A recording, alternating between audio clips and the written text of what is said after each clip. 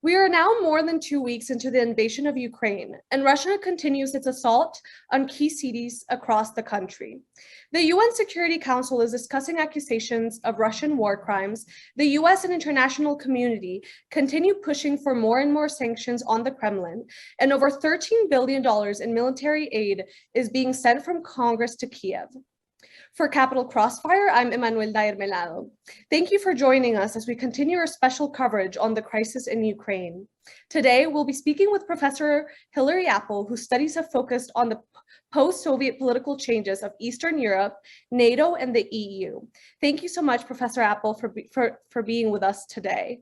So to start us off, we just got news yesterday that Poland, a NATO member, was willing to transfer some of its Soviet-era fighter jets to the Ukraine to help the country secure its airspace, while NATO continues to consider Zelensky's appeal for a no-fly zone over the country. The US, however, declined this offer, calling the deal untenable. Now, we've seen NATO countries already contributing military supplies to Ukraine. What makes these jets any different? The jets are different because they need to take off from another country. And when they take off from another country, those countries are worried that they will be perceived as being directly involved in attacking any Russian planes themselves, which could lead to a direct conflict between NATO and Russia. So the big sensitivity has been around where these planes will take off from, who transports them, and that has been a point of sensitivity. So when it was announced about 10 days ago, about 10 days ago, that the EU would allow for fighter jets to be transferred, they had to backtrack on that. They retreated because no country was comfortable with this idea of having those planes take off. The other issue that's really stalled this is the fact that fighter jets, when they are from the Soviet area, are possible for Ukrainian pilots to fly, but they don't have the training required for these other fighter jets, these F-16s, for example. So it's not an option just to transfer them over and they can start flying immediately. Plus, there's sensitive technology that's in those planes that would need to be removed before they do that. So this is the reason why Poland was offering some Soviet-era jets as an alternative so that Ukrainian pilots could use them right away. So there's a lot of complications associated with the fighter jets in particular. But I think the other really important issue is that the no-fly zone is not an option at this stage at all, because it's seen to also be another form of escalation if it's NATO itself that is, flying and sort of protecting that airspace. And that's just not an option from the American perspective at the moment. Talking about NATO and kind of the risk of escalation, why do you think they are so reluctant to get involved here? Is their biggest concern about a nuclear threat from Putin's side? Ultimately, that's the biggest threat of all. That's the biggest worry, is that this would escalate to not only a direct conflict between the United States and Russia, but potentially a nuclear war. So that is the end stage, the most serious escalation that everyone is trying to avoid. But it isn't only that, right? In other words, you can think about the fact that throughout the whole Cold War, the United States and Russia, as the Soviet Union, were very intent on avoiding a direct conflict because they saw that this could escalate to the point of sort of suicide, right? That the level of military technology and support, and conventional and nuclear, were so high that this would lead to a death toll, to human carnage at a level unseen, and also just the physical infrastructure that would be destroyed. It was always avoided, conventional and nuclear warfare. No way do we want to have a direct conflict between the United States and Russia.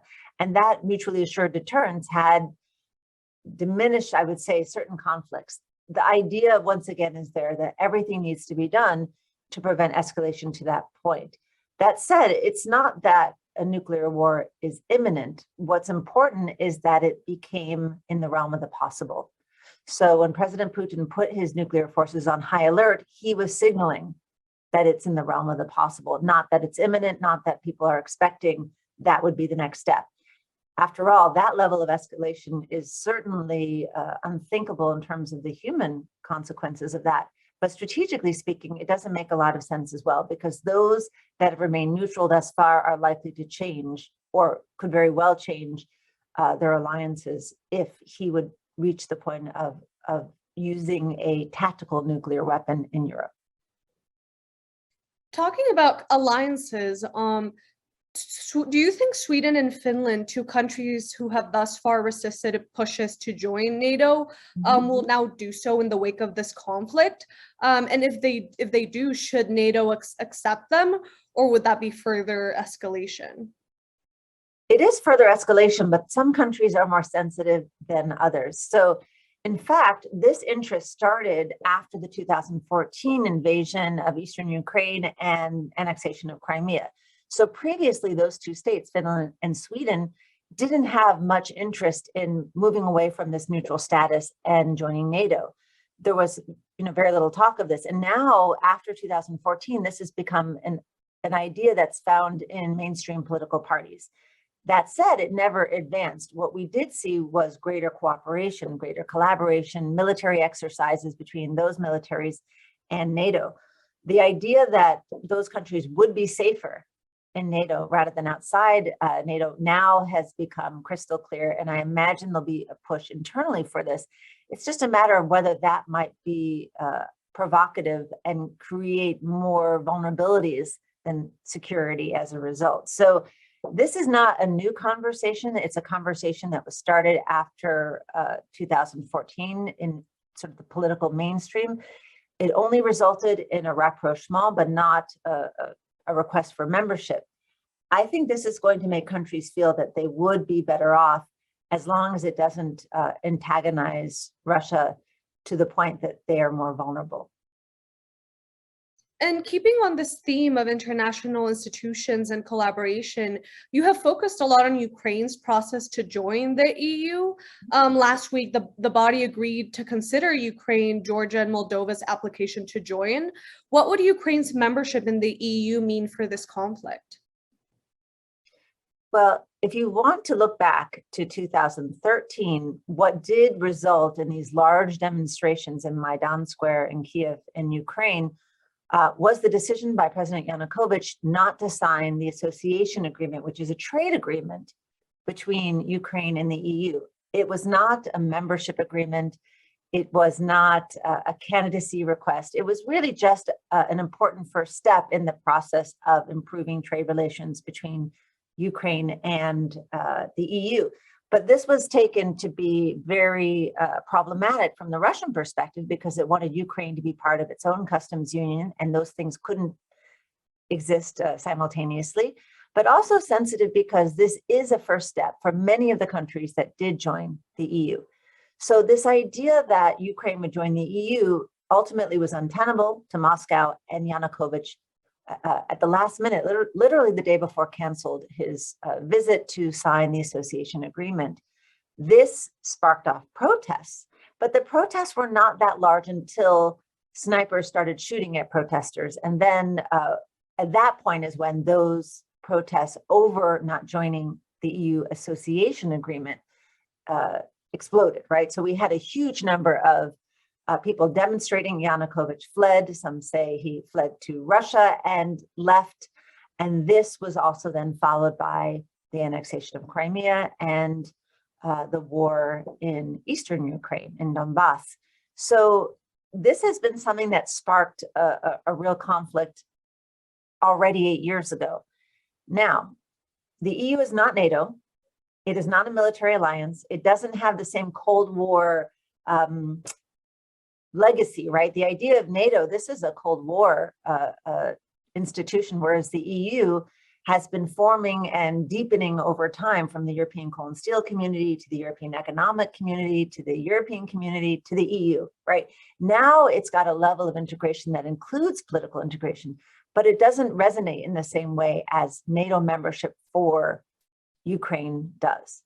That said, it was the EU, it was the step toward EU trade relations that sparked the first set of demonstrations. So if you're interested in that relationship, I think it's quite significant. But in both cases, whether it's EU membership or NATO membership, let me just say that neither one is imminent, despite the fact that Ukraine did submit its request for candidacy in the EU very recently.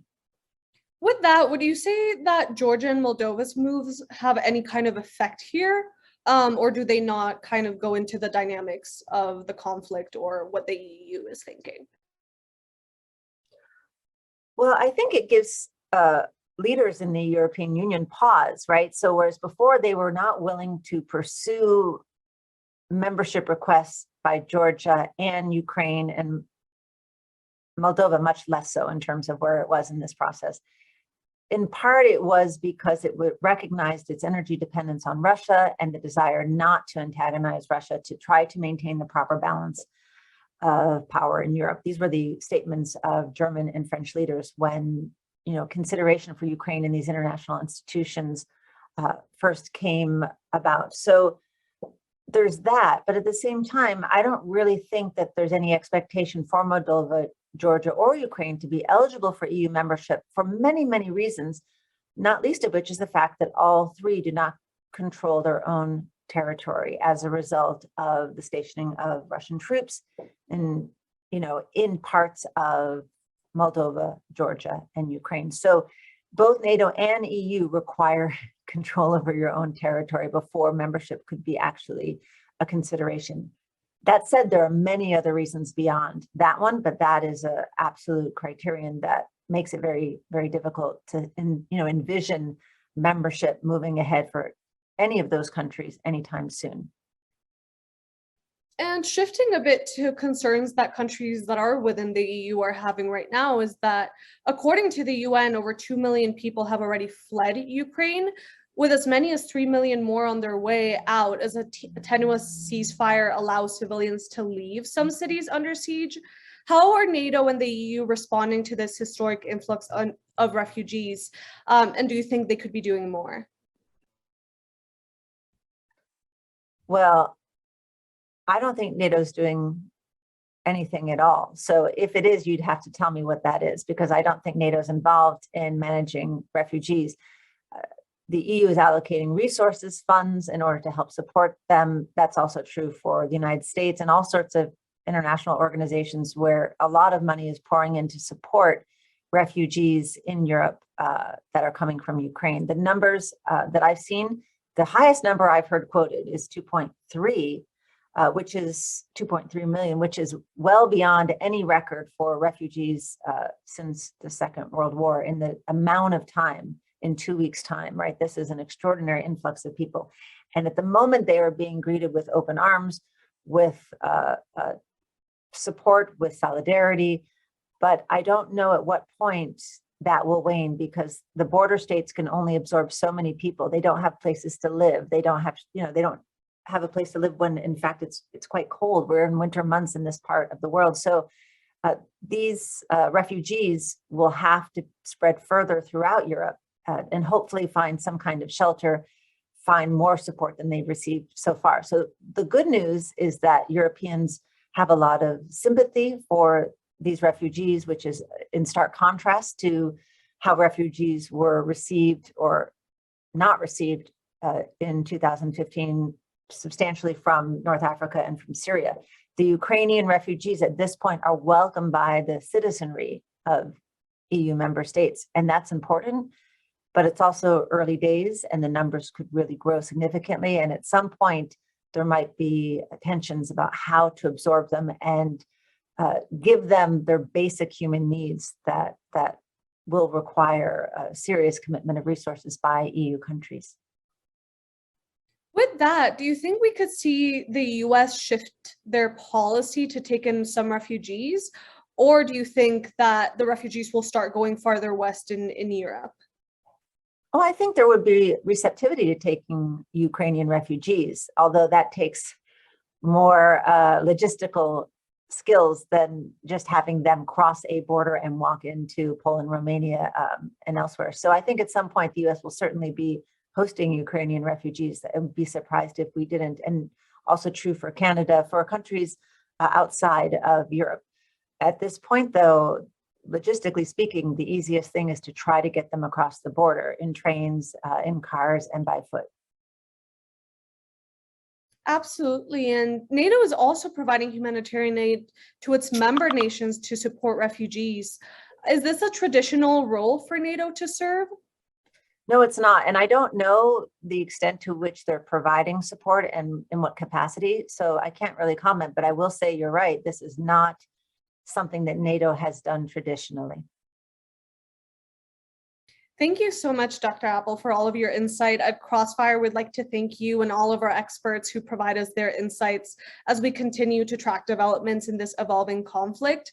As the situation develops, we will continue to provide the GW community and the public at large with the most up-to-date information and expert input. So stay tuned for more coverage on Facebook, Instagram, and YouTube. You can find all of those links in the description. Thank you so much again, Dr. Appel. We are so appreciative that you're taking time out of your day to talk with us. For all of us at GW TV, I'm Emmanuelle Dyer-Melhado. Thank you for tuning in. We'll see you back next time.